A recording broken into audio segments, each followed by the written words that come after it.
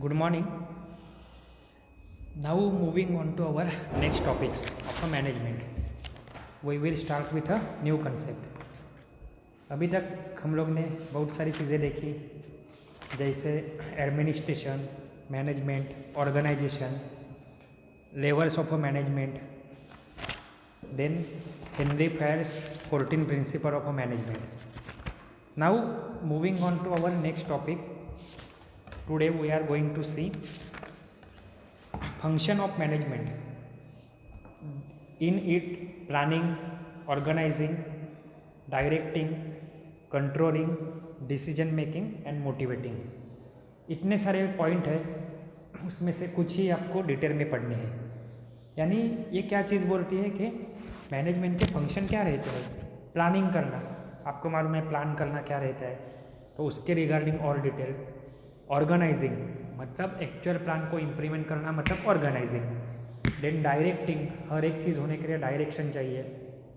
Direction के साथ साथ कंट्रोलिंग चाहिए. Decision making and motivating.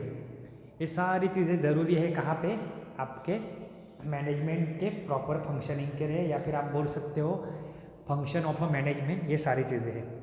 उसमें से सबसे पहली चीज़ है प्लानिंग. तो प्लानिंग देखो, दिख रहा है आपको सामने. प्लानिंग क्या है? It is the deciding something in advance. हम लोग करते हैं कोई भी प्लान, कब कहाँ कैसे क्या करना है, यही क्या रहता है आपका प्लानिंग रहता है. Deciding in advance what to do, how to do, when to do and who will do it.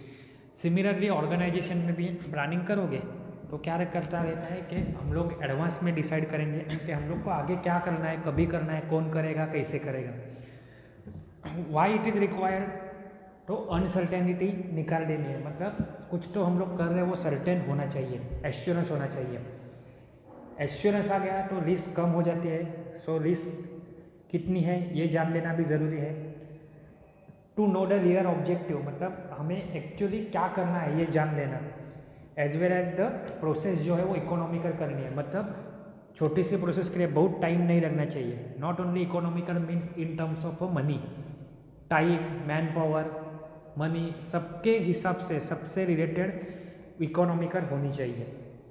अभी टाइप्स ऑफ प्लान क्या रहते हैं? मैनेजमेंट प्लान रहते हैं, उसमें आते हैं टाइप्स ऑफ प्लानिंग में क्या थे? Corporate plan, strategic plan, management plan and operation plan. अभी ये जो प्लानिंग की लूप सिस्टम है, लूप मतलब क्या, जो गोल गोल घूमते रहता है वो. This is the never ending process you can say. Plan करते हैं, ऑर्गेनाइज करते हैं, इम्प्लीमेंट करते हैं, कुछ तो खामियां रह जाती है, वापस से प्लान करते हैं. यही साइकिल रहता है. ये साइकिल आपको यहाँ पे देखने मिलेगा. तो सबसे पहले क्या है? प्लान करो, प्लानिंग. प्लानिंग के बाद इम्प्लीमेंट द प्लान, मतलब एक्चुअल प्लान को इम्प्लीमेंट करो. इम्प्लीमेंट करने के बाद रिजल्ट को मेजर करो. रिजल्ट मेजर कर रहे हैं मतलब क्या हो रहा है, और ये होने के बाद इवैल्यूएट करो. इवैल्यूएशन में मालूम पड़ेगा कि एक्चुअल मैंने प्लानिंग क्या किया था और एक्चुअल में आउटपुट मेरा क्या आया. तो यही क्या है, ये गोल गोल घूम रहा है, इसलिए क्या बोलते हैं? लूप सिस्टम बोलते हैं इसे. अभी जो प्लानिंग हम लोग करते हैं ये फेल क्यों होता है, इसके रीज़न क्या है? तो रॉन्ग इन्फॉर्मेशन अगर मुझे कोई प्रोवाइड करेगा तो प्लानिंग आपका फेल हो सकता है. अगर प्लान करने वाले को प्रॉपर नॉलेज नहीं है तो भी प्लानिंग फेल हो सकता है. अगर प्लान करने वाला इनकरेक्ट पर्सन है तो भी प्लानिंग फेल हो सकता है.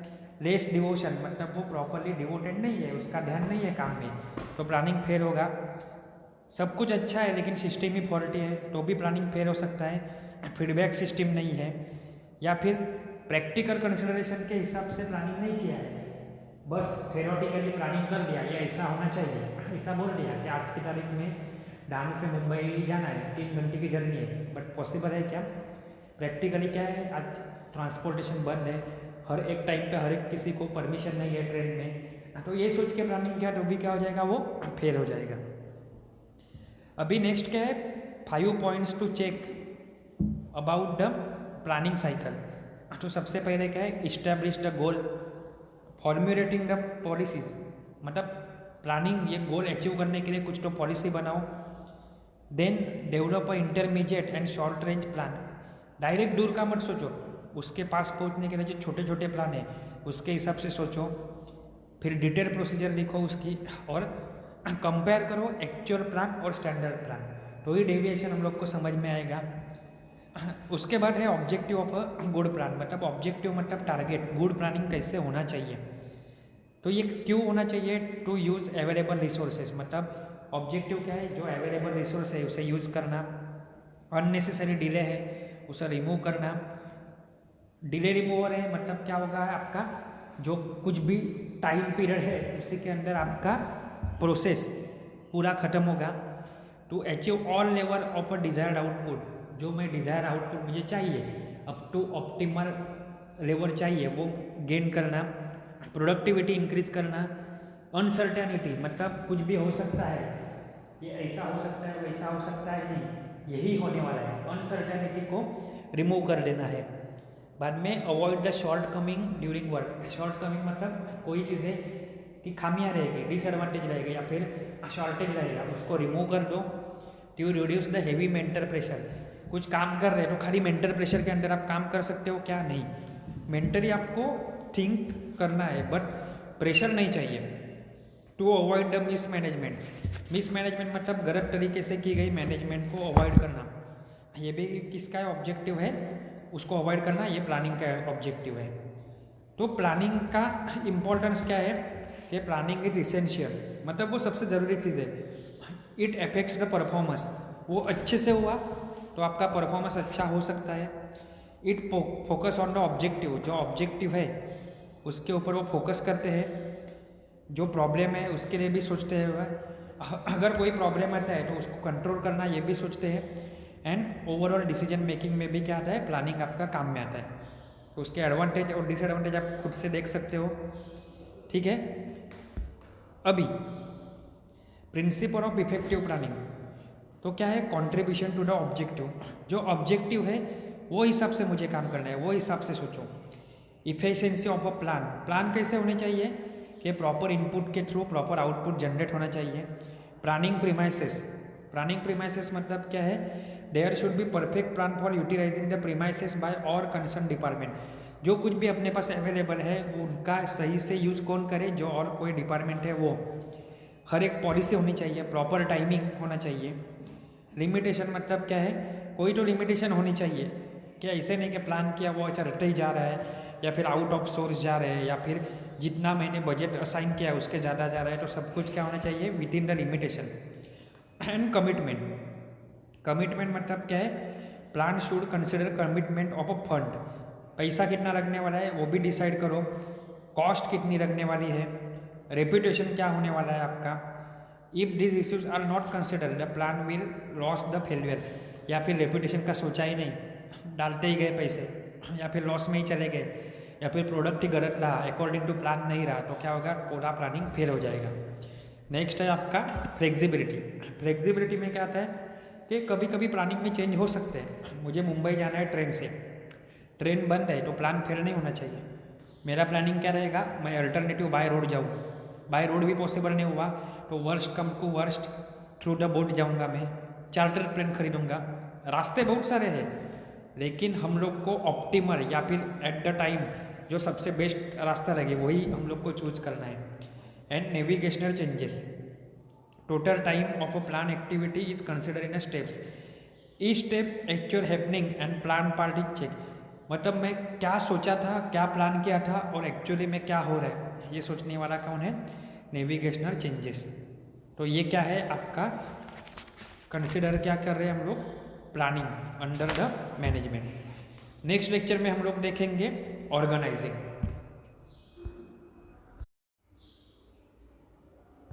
नेक्स्ट है ऑर्गेनाइजिंग। ऑर्गेनाइजिंग क्या है, it is the activity of the coordinating and directing the companies resources, के ये एक्टिविटी है किसकी, कोऑर्डिनेट करने की है, डायरेक्टिंग करने की, किसके लिए, to carry out the objective. Meaning क्या है ऑर्गेनाइजिंग का, तो सबसे पहले आइडेंटिफाई करो और आइडेंटिफाई करके क्लासीफाई करो जो एक्टिविटी करनी है वो, फिर उसको ग्रुपिंग करो, ग्रुपिंग करने के बाद हर एक एक्टिविटी पर्टिकुलर पर्सन को ही असाइन करो जो उसके लिए कैपेबल है या जिसके लिए उसको हायर किया गया है। And there should be communication या फिर कोऑर्डिनेशन वर्टिकली, मतलब ऊपर से लेके नीचे नीचे ऑर्डर आएगा, या फिर हॉरिजेंटली, मतलब एक ही डिपार्टमेंट में 5 लोग काम कर रहे हैं तो उनके बीच में भी कोऑर्डिनेशन होना चाहिए। ठीक है। ऑर्गेनाइजिंग इनवॉल्व, मतलब ऑर्गेनाइजिंग में क्या होता है, तो सबसे पहले एक्टिविटी को आइडेंटिफाई करो, आइडेंटिफाई करने के बाद उनको क्लासीफाई करो, क्लासीफाई करने के बाद ग्रुपिंग करो, ग्रुपिंग करने के बाद हर एक एक्टिविटी कौन करेगा ये असाइन कर दो, एंड असाइन करने के बाद वो किस हिसाब से काम करने वाला है ये उनको बता दो। ये क्या हो गया, सेटिंग अप द स्ट्रक्चर। उसमें अलग अलग एजम्पशन हम लोग को करने रहते हैं कि गाइडेंस है उसके पास, बाउंड्रीज ऑफ अ वर्क है, मेंबर ऐसा भी सोचना रहता है कि हमेशा कोई ऐसा भी रहेगा कि जो खुद की रिस्पॉन्सिबिलिटी अवॉइड करना चाहेगा, या फिर अलग अलग मेंबर के बीच में कॉन्फ्लिक्ट हो सकते हैं, झगड़े हो सकते हैं। ये सब एजम्पशन, या फिर कोई तो कुछ कर रहा है उसको उसकी सिक्योरिटी चाहिए कि मैं ऐसा कर रहा हूँ तो मेरा फ्यूचर तो सिक्योर है कि नहीं, या फिर उसके लिए मुझे सिक्योरिटी क्या है, ये सब एजम्पशन मुझे ऑर्गेनाइजेशन में ऑर्गेनाइजिंग प्रोसेस में करने ही रहते हैं। इम्पोर्टेंस ऑफ ऑर्गेनाइजिंग क्या है, तो possibility of getting benefit of specialisation, it provides the optimum utilisation of resources, क्योंकि मैं प्रॉपरली क्लासिफिकेशन और ग्रुपिंग कर रहा हूँ और हर एक पर्सन को उसके हिसाब से ही ड्यूटी दे रहा हूँ, तो क्या होगा, प्रॉपर यूटिलाइजेशन हो रहा है।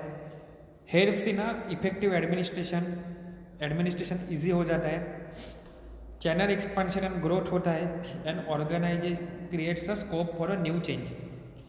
ये हो गया ऑर्गेनाइजिंग। अभी ये सब करते करते रीडिंग या फिर रीडर और डायरेक्टर भी चाहिए जो रीड करेगा या फिर डायरेक्शन देगा। तो this function assist in providing in the giving the direction. काम हो रहा है लेकिन कौन से टाइम पे कहाँ पे जाना है, क्या करना है, ये देने वाला कौन है, डायरेक्टर है या फिर डायरेक्शन है। Directing needs good vision in a leadership, मतलब उसकी नज़रिया अच्छा होना चाहिए कि आगे चल के क्या होने वाला है।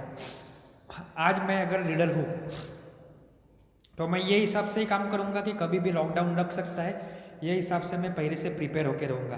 तो ये क्या हो गया, एक अच्छी क्वालिटी होगी लीडरशिप की या फिर डायरेक्टिंग की। Directing inverse giving instruction to the subordinate, मतलब इंस्ट्रक्शन और ऑर्डर देना किसे, सबऑर्डिनेट, मतलब अपने से जो नीचे है हायरार्की में उनको ऑर्डर देना, ये क्या रहता है, डायरेक्टिंग। साथ ही उनको सजेशन और गाइडलाइन भी देना, जो बुक में अंडरलाइन किया है ना वो आपको काम में आएगा। इसके लिए क्या होना चाहिए, गुड कम्युनिकेशन होना चाहिए। फिर डायरेक्टिंग ऑटोक्रेटिक भी नहीं होनी चाहिए, वन साइडेड भी नहीं होनी चाहिए, मतलब कुछ भी सोच के कैसे भी बोलो ऐसा नहीं होना चाहिए। And directing is the continuous process, आज मैंने बोला बात खत्म, ऐसे नहीं होना चाहिए। आई शुड मॉनिटर कि क्या हो रहा है, क्या होना चाहिए, उस हिसाब से मैं डायरेक्टिंग करके रखूँ।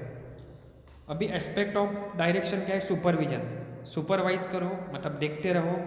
लीडरशिप करो, अगर कोई पीछे है या फिर किसी का सेल्फ कॉन्फिडेंस कम है उसे मोटिवेट करो, तो मोटिवेशन आ गया। ये सबके लिए प्रॉपर कम्युनिकेशन चाहिए और सबके बीच में प्रॉपर कोऑर्डिनेशन चाहिए। अभी टेक्निक ऑफ अ डायरेक्शन क्या है, कंसल्टिव डायरेक्शन। कंसल्टिव मतलब कंसल्ट करो क्या है क्या नहीं है, तो dialogue between the manager and the worker.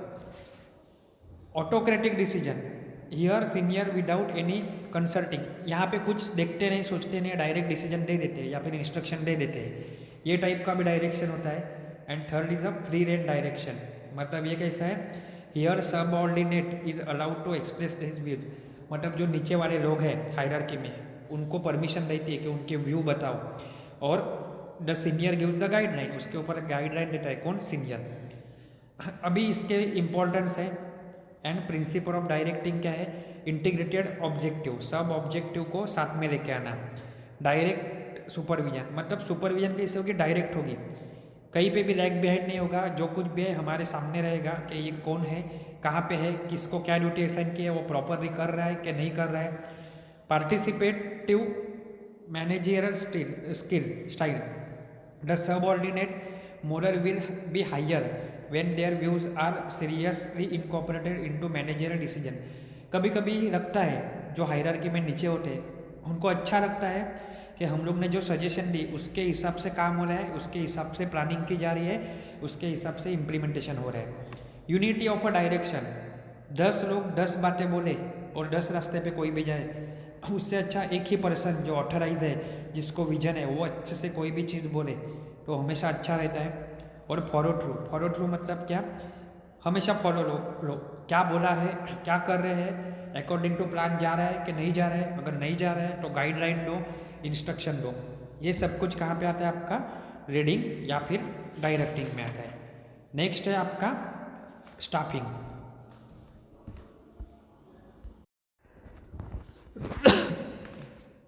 ये पेज पे देखो आप लोग को दिख रहा है principle of directing function. Next है स्टाफिंग।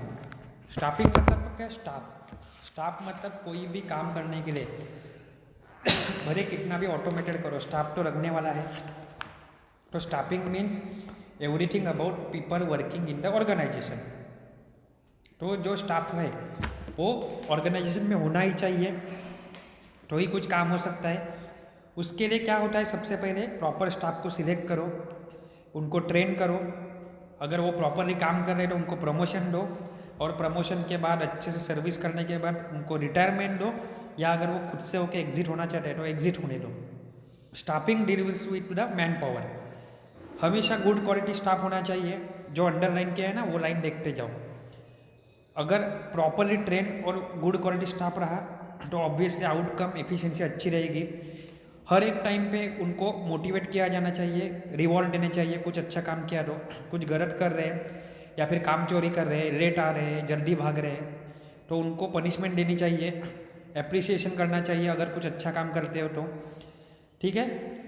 उसके बाद अगर वो प्रॉपरली एग्जिट कर रहे हैं सर्विस में से या फिर रिटायर हो रहे हैं तो उनको अकॉर्डिंग टू फ्यूचर सेफ्टी के लिए कुछ तो प्रोविज़न पहले से करके रखो। Staffing is the continuous process. एक बार में स्टाफ असाइन कर दिया तो राइट टाइम नहीं चलता, कभी वो छोड़ के जाता है, कभी उसको अलग पोस्ट पे दिया जाता है। तो जो वैकेंट पोस्ट है उसके लिए कोई नया स्टाफ अलोकेट करो। ये सब कुछ किसके अंडर आता है, staffing. Effective staffing achieves the following. मतलब इफेक्टिव स्टाफिंग किया तो आप क्या कर सकते हो, happy environment, quality product, less time on follow, right person at right place. अच्छे से अच्छा आदमी काम कर रहा है तो आउटकम अच्छा आने वाला है, कम से कम टाइम में आने वाला है। No scope of quarrel. अगर सब अच्छे से बिहेव कर रहे हैं तो कॉरर मतलब झगड़े नहीं हो सकते। बाद में सेटिस्फाइड एम्प्लॉयज़ एंड एम्प्लॉयर। मतलब जो एम्प्लॉयमेंट प्रोवाइड करने वाला है वो है एम्प्लॉयर, और एम्प्लॉयर एम्प्लॉय को सैलरी प्रोवाइड करता है, उसके बीच में अच्छा रिलेशनशिप। ये सब कुछ फायदे किसके हैं, स्टाफिंग के। एलिमेंट्स ऑफ स्टाफिंग क्या है, तो इफेक्टिव रिक्रूटमेंट, प्रॉपर रिक्रूटमेंट करो, प्रॉपर प्लेसमेंट करो, ट्रेनिंग दो उनको प्रॉपर अच्छे से, ज़रूरत पड़े तो अच्छी जगह पे उनका ट्रांसफ़र करो, काम अच्छा कर रहे हैं तो नेक्स्ट लेवल पे उनका प्रमोशन करो। ये सब क्या है, एलिमेंट्स ऑफ अ स्टाफिंग। उसके एडवांटेज है वो आप खुद देख लो। अभी function of a staffing, man power planning. जो मैन पावर है उसको प्लान करो, कहाँ पे किसको कैसे काम देना है। डेवलपमेंट मतलब करंट एक्टिविटी स्किल तो है बट उसमें डेवलपमेंट करो, उनको नया ट्रेनिंग दो। Fixing the employment standard. हर एक स्टाफ को कितना काम करना है, कभी काम करना है, उस हिसाब से उसका स्टैंडर्ड वर्क कल्चर डेवलप करो। उनको उसके लिए कितना रिम्यूनरेशन या फिर पैसे मिलने वाला है वो डिसाइड करो। सोर्सेस मतलब प्रॉपर सोर्स सिलेक्ट करो जहाँ से मेरे पर्सन आने वाले हैं। अगर इंजीनियरिंग कंपनी के लिए कोई स्टाफ चाहिए तो कमर्शियल या फिर कॉमर्स साइड से मैं नहीं ले सकता, तो उसके लिए मुझे कांटेक्ट कहाँ पे होने चाहिए, इंजीनियरिंग कंपनी या फिर टेक्निकल कंसल्टेंसी से मेरे कांटेक्ट होने चाहिए। ट्रेनिंग जो ऑलरेडी है उनको ट्रेन करो, ट्रेन करने से उनको पहले उससे अच्छा उनको सिलेक्ट करो और प्लेस करो। और लास्ट में अदर फंक्शन जैसे प्रमोशन, डॉक्यूमेंटेशन, मोटिवेशन, रिटायरमेंट, ये सब कुछ इम्प्लीमेंट करो। ये सब क्या है, function of a management, planning, then organising, leading and staffing. Next lecture में हम लोग देखेंगे कंट्रोलिंग एंड प्लानिंग, प्लानिंग के टाइप्स के, नेचर ऑफ प्लानिंग के हिसाब से, duration of planning, level of planning and use of planning के हिसाब से हम लोग देखेंगे। बुक खरीद लो, बार बार बोल रहा हूँ मैं, इमेज तो भेजूँगा लेकिन आपको बुक रहेगा तो समझने में इजी रहेगा। शॉर्ट में ही इतना पढ़ो तो ही अच्छा है, क्योंकि अपने पास ओनली 10 वीक्स है पढ़ने के लिए, उसमें भी छुट्टी आ रही है और सिलेबस बहुत वास्ट है। पहला चैप्टर ही 40 पेजेस का है, ऐसे अपने पास 5 चैप्टर है।